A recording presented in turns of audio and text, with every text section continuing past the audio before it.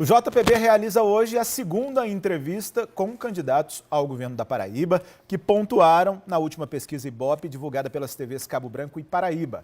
Nessas entrevistas são abordados os temas que marcam cada uma das candidaturas. Tratamos de assuntos polêmicos e também da viabilidade de algumas propostas apresentadas nos planos de governo dos candidatos.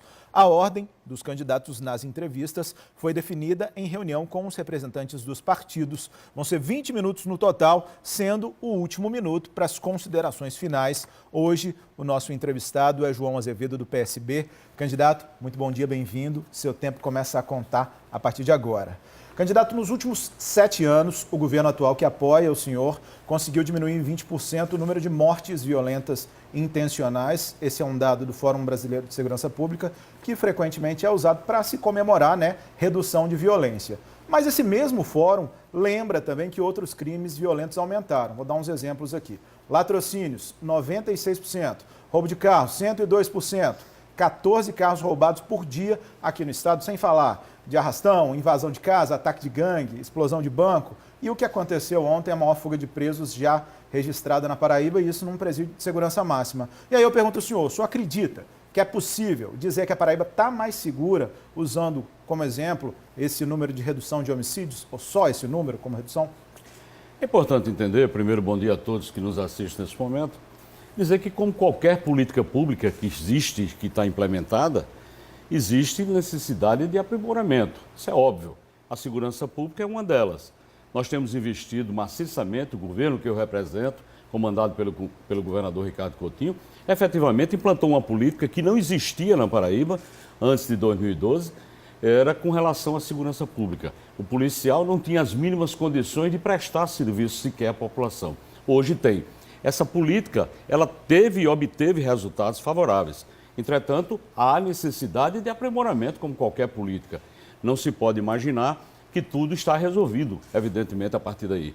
Por isso que nós temos no nosso plano o aprimoramento, porque segurança pública se faz com homens bem treinados e se faz, acima de tudo, com inteligência. O senhor acredita de fato numa redução? É necessário que se tenha investimentos, claro, e é possível fazer isso. Nós vamos implantar centros de monitoramento e controle aqui em João Pessoa, Campina Grande e Patos inicialmente, para que a gente possa, através de tecnologia e de inteligência acima de tudo, a gente evitar casos como esse que aconteceram ontem.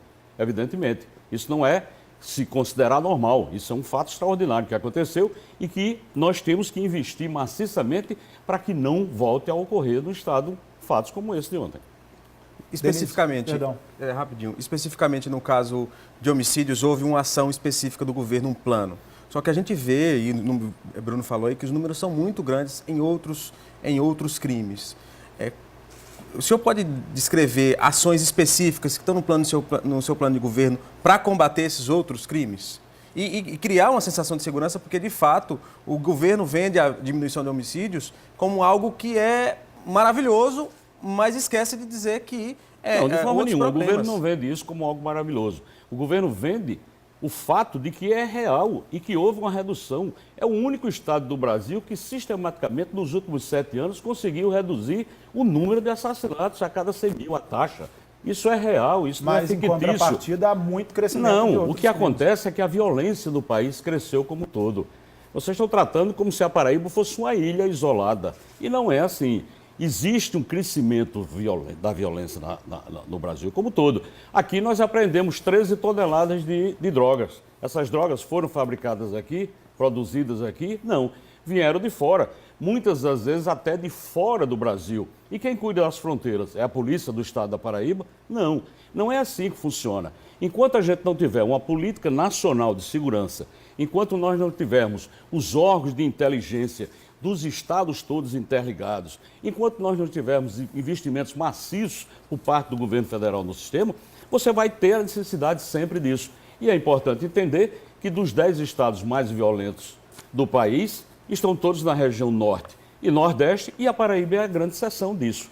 Então, é fruto de uma política que deu certo. Dizer que tudo está resolvido, é evidente que não. Nós precisamos aprimorar e vamos aprimorar exatamente com ações como essa. Volto a dizer, segurança pública se faz com mais homens, vamos chamar os 500 aprovados no concurso que foi feito recentemente, vamos treinar esses homens e vamos dotar o Estado das condições de tecnologia e inteligência suficiente para combater o crime. Denise é Delmiro, sempre essa forma. Tem uma pergunta para fazer para o senhor, candidato. Olá, candidato. Boa tarde para o senhor. Olha, de acordo com dados do TCE, em todo ano passado e em 3 meses deste ano, o senhor recebeu em torno de R$8 mil como professor do IFPB cedido ao Estado, R$15 mil como engenheiro aposentado da Suplan e R$17 mil como secretário de Estado. Também recebeu gratificações por participar de conselhos fiscais da Companhia de Habitação, Cagepa e Porto de Cabedelo, um total aí de R$45 mil. Apesar do valor estar acima do teto constitucional para servidores, que é de R$33 mil, não há ilegalidade de acordo com as últimas decisões do Supremo Tribunal Federal. A questão é, em abril deste ano, o salário de secretário do senhor foi cortado de R$17 mil para R$6 mil, adequando-se ao teto. Se não havia ilegalidade, né, por que o corte e como o senhor dava conta de todas essas funções? Primeiro é importante entender que quando se faz uma pergunta, a gente tem que se informar. A partir de abril, eu me desincompatibilizei do Estado, deixei de ser secretário do Estado e deixei de receber salários do Estado, evidentemente. O meu cargo de secretário... Secretário, desculpa, a partir de maio, o senhor deixou de receber o IFPB, deixou de receber como secretário, mas em abril, de acordo com o Tribunal de Contas, o senhor recebia R$17 mil e baixou para R$6 mil, se adequando ao teto. Não, cidadão, vocês continuam enganados. No dia 7 de abril, o senhor se houve a minha desincompatibilização. Exatamente. O que houve foi pagamento de dias referente ao salário desse período. Eu deixei de receber o salário de secretário a partir daí porque eu me desincompatibilizei. Isso é uma questão que está, inclusive pela própria pergunta, dita que é legal. O que eu recebia não era gratificações de outros órgãos. Talvez também não saiba a jornalista que pela legislação, quem é secretário de infraestrutura, ele recebe um jeton por ser presidente do conselho de alguns órgãos. Gratificações é o termo usado mais popular. Mas não para é gratificação, jeton. Isso é jeton. Isso é uma outra coisa. E, evidentemente, que isso está devidamente esclarecido e é legal. Eu tenho um salário porque trabalhei 35 anos como engenheiro, prestando serviço à Paraíba, e que eu acho que, ao invés de discutir o que se pretende para a Paraíba, vem se discutir um assunto desse que já foi pauta. Mas o guia eleitoral serve para esse candidato. E que a gente, evidentemente, eu acho que poderia tratar de assuntos que interessam à população. E já foi devidamente esclarecido. Mas a população precisa conhecer quem são os candidatos. É essa a nossa intenção. Evidente. Então vamos seguir com a nossa entrevista? Eu tenho 35 anos de serviço para poder me aposentar. Eu tenho 47 anos de serviços públicos prestados. Eu tenho mais de 20 anos como ordenador de despesa, nunca tive uma conta rejeitada. Mas ninguém está falando de ilegalidade. É isso que a população está colocando. E não recebi um único centavo ilegalmente. Candidato, essa é que é a melhor importância para se dizer. Mas, candidato, vamos só para esclarecer, em nenhum momento a gente disse que há ilegalidade no recebimento dos salários. Em nenhum momento. Deixamos claro, inclusive, porque tem uma decisão do Supremo Tribunal Federal, consultada por nós, que não há ilegalidade. O que a gente queria saber, na verdade, era esse esclarecimento que o senhor fez, que o senhor se desincompatibilizou e essa diminuição é referente aos dias trabalhados até o dia 4 de abril. Claro, e não para se ajustar ao teto. Era esse. E não para se ajustar ao teto. Mas se ajustou ao teto. Então, era esse esclarecimento que a gente queria, o esclarecimento foi feito, passamos para outra pergunta. Que bom. É porque num tempo de fake news, muitas notícias falsas surgem e a gente está aqui para esclarecer. É pródiga nisso. Tá? Que bom que o senhor já esclareceu aqui. Candidato, ainda nesse tema, vamos para um terceiro tema. Na propaganda eleitoral, o senhor disse que o Estado precisa deixar de ser comandado por famílias tradicionais, né?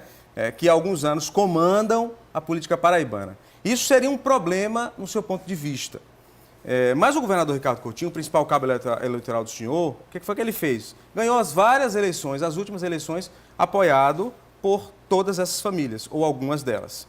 Em alguns integrantes dessa família ainda ocupam cargos no governo do governador Ricardo Coutinho, e aí tem trocas de comandos que são inclusive questionáveis. Foi o que aconteceu recentemente e que está registrado no Diário Oficial do Estado, quando um secretário do primeiro escalão deixou o cargo para se candidatar a alguma coisa, acabou que não se candidatou, desistiu, colocou a mulher no lugar, depois tirou a mulher e voltou para o lugar, ocupando aí um espaço, uma espécie de loteamento familiar. Não é contraditório o discurso do senhor, que dá propaganda, dizer que é contra essas famílias tradicionais diz que faz a nova política, mas aí o governo que o senhor apoia também utiliza dessas velhas práticas? Eu nunca disse que eu sou contra políticas de famílias tradicionais. O que eu disse, e reitero várias vezes, é que eu não sou candidato por ser irmão de Ricardo Coutinho, como é o caso do candidato Lucélio. Ele é candidato porque ele é irmão de Luciano, porque efetivamente foi uma decisão que trouxe do grupo político dele de colocá-lo. Não porque ele tenha construído uma história. Eu tenho uma história de vida. Eu construí minha vida profissional daqui nesse estado, profissionalmente, dentro do serviço público e me preparei para tal. É uma grande diferença. Eu digo sempre e atesto, não tenho dúvida nenhuma com relação à questão de famílias tradicionais ou não na política. Isso é uma decisão de família. O que eu tenho dito é que eu não sou candidato por ser irmão de Ricardo Coutinho. Candidato, vou fazer uma pausa, vou pedir para a gente parar o nosso reloginho, 10 minutos, 12 segundos. A gente vai continuar, na volta do intervalo, a nossa conversa com o João Azevedo do PSB, candidato ao governo da Paraíba. Espera a gente aí.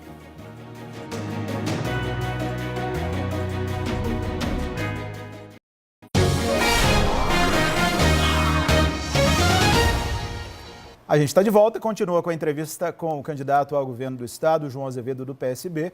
Tempo total da entrevista de 20 minutos. No bloco anterior, a gente mostrou 10 minutos e 12 segundos. Vamos começar a recontar a partir de agora. Candidato, os 18 mil professores da Paraíba recebem um salário base que varia de R$ 1.800 a R$ 2.800, referente às 30 horas semanais, mais uma bolsa de desempenho que pode ser retirada a qualquer momento, Os professores não têm um plano de cargos e carreira e salário segundo a associação da categoria e perde praticamente metade do salário quando há uma aposentadoria. O senhor, como professor federal, que ganha, como a gente disse agora há pouco, cerca de R$ 8.000, R$ 9.000, vai fazer o que para melhorar isso? E aí eu só coloco mais um adendo, não há problema nenhum em ganhar 9, a gente só pergunta com relação aos outros professores, para a gente tentar nivelar por cima isso aí. Candidato, por favor. Claro. É importante entender que quando nós chegamos no governo do estado, o professor ganhava R$ 900. Um professor ganha hoje, além do piso, que é o piso pago, e com as gratificações, ultrapassam R$ 3.000. Isso fez com que a educação da Paraíba se transformasse. Isso fez com que a educação da Paraíba aprovasse cada vez mais jovens no Enem. Fez com que a educação da Paraíba, com programas como o Giramundo, programas como o 13º e 14º salário dos professores, qualificasse, evidentemente, o ensino. Isso é o que fez a Paraíba mudar com relação à educação. A gente sabe muito bem que quando nós chegamos, o que encontramos foi escolas em garagens, escolas dentro de prédios que sequer banheiros tinham, e nós tivemos que reformular todo esse processo. A educação avançou extremamente durante esse último governo, do qual eu represento, evidentemente. Mas é importante entender que qualquer política pública precisa de melhora. A educação, nós vamos continuar investindo na educação. Se hoje você tem centenas de jovens viajando para o mundo, fazendo intercâmbio, né, coisa que só pertencia às classes mais altas da sociedade, nós vamos querer que milhares de estudantes participem. Nós queremos que alunos da UEPB participem do Giramundo. É assim, qualificando, evidentemente, a educação que nós vamos avançar. A gente reconhece que a construção de 14 escolas técnicas, o aumento de escolas em tempo integral, o intercâmbio de alunos, mas os dados da educação do Estado não são bons, segundo o último IDEB. Primeiro, eu vou citar alguns só. De 2016 a 2017, aumentamos 13 mil número de analfabetos. Nas últimas avaliações do ensino médio, 2013, 2015, 2017, ficamos longe de atingir a média, que é de 4 pontos. Em resumo, de cada 10 estudantes paraibanos, só 2 chegam a ter um desempenho adequado em matemática e português, segundo o MEC, o IDEB. Não sou eu que estou dizendo. Claro. Então, assim, como é que o senhor diz que o governo foi bom na educação se a gente tem esses dados? E o que é que o senhor pode fazer para melhorar? Especificamente o que a gente está fazendo e ampliando. Nós tivemos que agir junto aos municípios, implantando um programa chamado Soma na educação, exatamente para preparar o aluno que sai. Se a gente não conseguir entender que ensino é um sistema como um todo, que vai da educação básica até a universidade, você não consegue melhorar o sistema como um todo. Nós investimos junto ao município para que o aluno que chegue no fundamental, no primeiro ciclo, ele já chegue melhor capacitado. A grande questão está na base. Por isso que o governo do estado fez convênio com 217 municípios para fortalecer a base, para que os alunos cheguem no ensino fundamental com o mínimo de estrutura de conhecimento em português e matemática. E é isso que o Estado está fazendo. Esse programa foi implantado no ano passado e que teve a aceitação de 217 municípios, porque se sentem, claro, esses municípios entendendo que é necessário fazer isso. E é isso que nós vamos continuar fazendo, investindo na base da educação, para que o aluno, quando chega no fundamental, ele chegue em melhores condições do que ele chega hoje. O próprio ministro foi muito taxativo na sua entrevista que deu, dizendo claramente que o ensino médio do Brasil entrou na falência, porque isso não é uma questão única e exclusiva da Paraíba, é a estrutura de ensino, essa mexida que houve no processo da educação que não indicou melhorias. Nós estamos investindo, no caso da Paraíba, esses índices que aconteceram, também tem uma falha do próprio dado, porque não foram levadas em consideração as escolas de tempo integral, nem tampouco as escolas técnicas, que antes não existiam, eram 1.000 alunos em cursos técnicos, hoje são 24 mil alunos. Essa não consideração fez com que o índice, evidentemente, baixasse. Denise Demiro tem mais uma pergunta. Candidato, a gente muda de tema agora, vamos falar do seu plano de governo. O senhor repete duas propostas do governador Ricardo Coutinho que não foram cumpridas. Fazer o terceiro eixo da transposição do Rio São Francisco e o Hospital de Trauma do Sertão. O portal G1 Paraíba faz um trabalho de acompanhamento de promessas do atual governo e cobrou o cumprimento dessas há 4 anos. O senhor é secretário do Estado e elas não foram cumpridas. Como acreditar que não passa de mais uma promessa de campanha sem garantias de que realmente serão executadas? No meu plano de governo não tem construção do Hospital de Trauma. Não existe essa proposta, o Hospital de Trauma do Sertão. Mas o senhor diz em todas as entrevistas que vai fazer isso. Eu nunca disse isso. Várias vezes. Se você me disser e mostrar alguma entrevista em que eu disse que iria construir o Hospital de Trauma do Sertão, eu vou até concordar com você, mas não existe uma única entrevista minha. Até porque, por desconhecimento, algumas pessoas lançam essa proposta.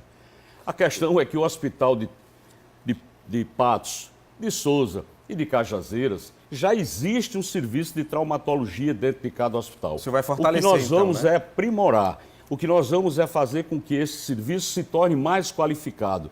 Até porque construir um hospital de trauma, por exemplo, em Patos, fará com que o cidadão que se acidente lá em Cajazeiras tenha que ser transportado para Patos. E não é isso que vai ser feito. O que vai ser feito é dotar a rede do Estado, que é muito grande, que tem mais de 34 hospitais, que efetivamente já prestam esse serviço, fortalecer. Das 8.000 cirurgias realizadas só nesses 3 hospitais, 5.000 foram de traumatologia.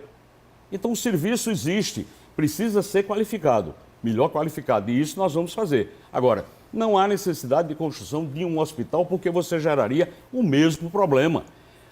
E se não fosse o Hospital de Trauma de Campina Grande para a saúde de Campina Grande, que não funciona, que não tem um único hospital municipal, que até os exames básicos são transferidos para o Hospital de Trauma.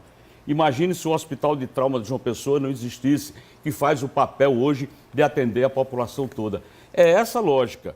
É essa lógica. Nós queremos fortalecer os hospitais existentes para que a gente possa prestar um melhor serviço. Com relação à transposição, candidato? Com relação à transposição, o terceiro eixo da transposição é uma obra federal, não é uma obra estadual. Nós decidimos lutar por ela e vamos lutar. Eu tive a oportunidade de fazer essa defesa junto ao Conselho Gestor de São Francisco, aprovei essa proposta e, infelizmente, o governo federal que está aí não se comprometeu e não liberou. O que nós temos dito é, se o governo federal, mais uma vez, não executar a obra, nós iremos executar. Para fazer com a região do Sertão, o que fizemos com Campina Grande, tirar do racionamento, tirar de Campina Grande e mais 19 cidades, inclusive se contrapondo a grupos políticos que entraram na justiça para impedir que a gente tirasse Campina Grande do racionamento. Candidato, imagine só. O nosso tempo está terminando, mas eu gostaria de te perguntar. O inchaço da máquina pública é uma das coisas que mais tem revoltado a população, isso é fato. Salários congelados, investimentos cortados e a gente vê uma série de regalias. E um desses símbolos, na nossa opinião, é a residência oficial do governador, a Granja Santana. Que medidas que o senhor pretende tomar para reduzir esses gastos? O que o senhor pretende fazer com relação à Granja? A Granja Santana, se o problema da gestão pública da Paraíba fosse a Granja de Santana... Não, é só um exemplo, não é o problema, estaria sendo obviamente. usado. Você disse que os investimentos na Paraíba foram cortados. Não é verdade. A Uma Paraíba série de mantém um investimentos- patamar de investimento que faz com que a Paraíba seja o estado do Nordeste que tem a menor taxa de desemprego. ela é menor do que a taxa do Brasil. Aí eu vou Isso falar para o é senhor o mesmo que o diferente. senhor repetiu durante a entrevista máquina, toda. Esse é um problema a nacional. máquina pública, Investimentos estão que sendo se cortados. você deixar eu responder, Deixa, com o maior a prazer. máquina pública do Estado, ela está adequada para o tamanho que esse Estado tem. Falta Ela um foi minuto. reduzida a ponto de se manter investimentos em que o custeio hoje do Estado é praticamente o custeio de 4 anos atrás, fazendo com que o recurso saia da atividade meia para a atividade fim, chegando em obras e ações que o povo da Paraíba sabe que a Paraíba de 2018 não é aquela Paraíba candidato. de 2010 que a gente encontrou. O senhor pode seguir com as suas considerações, a gente tem 40 segundos. Não, eu agradeço o espaço, é sempre importante quando a gente pode mostrar quem é, mostrar as propostas e mostrar ao povo da Paraíba o que é efetivamente um projeto que mudou a vida do povo. A população sabe, não é à toa que esse governo e esse projeto têm uma aprovação de 80% da população, mesmo a despeito de tantas pessoas que não acreditam ou não querem constatar esse fato. Esse é um projeto vitorioso, não por vitórias pessoais, mas acima de tudo porque esse projeto pensa coletivamente. Pensa no povo que está aí nos assistindo e que teve sua vida alterada. Muito obrigado pela sua participação, candidato. Um abraço. Obrigado. Amanhã, nosso entrevistado aqui no JPB é o candidato do PV, Lucélio Cartacho. E daqui a pouco, depois do Globo Esporte, você pode participar da sabatina com o candidato João Azevedo no portal G1. No site, os candidatos serão entrevistados pelos repórteres Diogo Almeida, do G1, e pelo comentarista de política da TV Cabo Branco, Laerte Cerqueira. Os interessados em fazer perguntas podem usar a hashtag entrevista G1PB nas redes sociais. Lembrando que só serão aceitas questões pertinentes ao processo eleitoral. A escolha será feita por jornalistas do G1. A seguir, eu falo de concurso público, oportunidade com salário chegando a quase R$ 5.000 e de uma atividade física que quem faz se apaixona. Corrida é bom para quem quer emagrecer, para quem quer se condicionar, para quem quer suar, para quem quer desestressar, mas não é só sair correndo por aí não, viu, pessoal? Tem cuidados e a gente mostra já, 12h25.